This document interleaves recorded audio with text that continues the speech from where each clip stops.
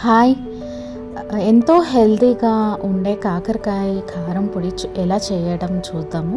ముందుగా కాకరకాయ కడుక్కొని ఇలా సన్నగా తొరుక్కోవాలి.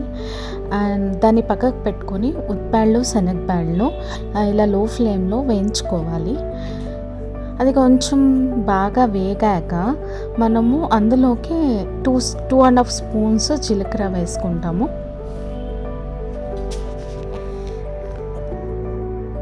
అది కూడా మనము లో ఫ్లేమ్లోనే వేయించుకోవాలి.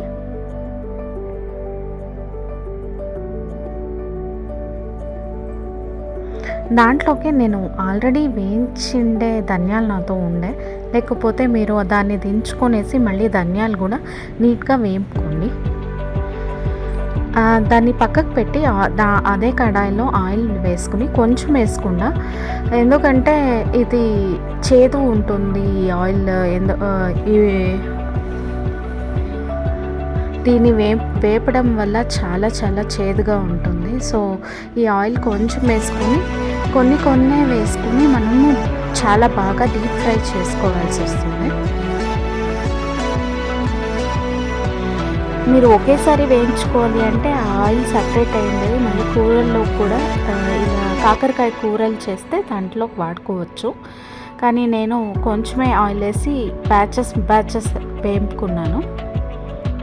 ఇలా బ్యాచెస్గా వేపుకునే దాని నుంచి మనకి కొంచెం ఆయిల్తోనే అన్నీ మనం బాగా కాకరకాయని వేపుకోవచ్చు.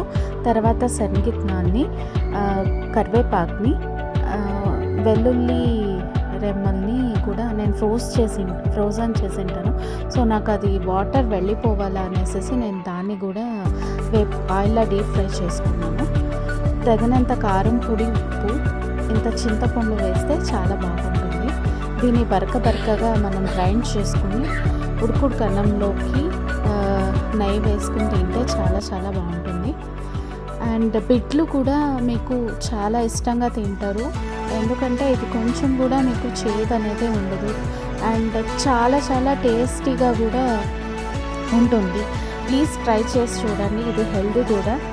అండ్ మళ్ళీ మీకు ఏదో చేదు అనేదే ఉండలేదు, చాలా చాలా టేస్టీగా కూడా ఉంటుంది. Thank you.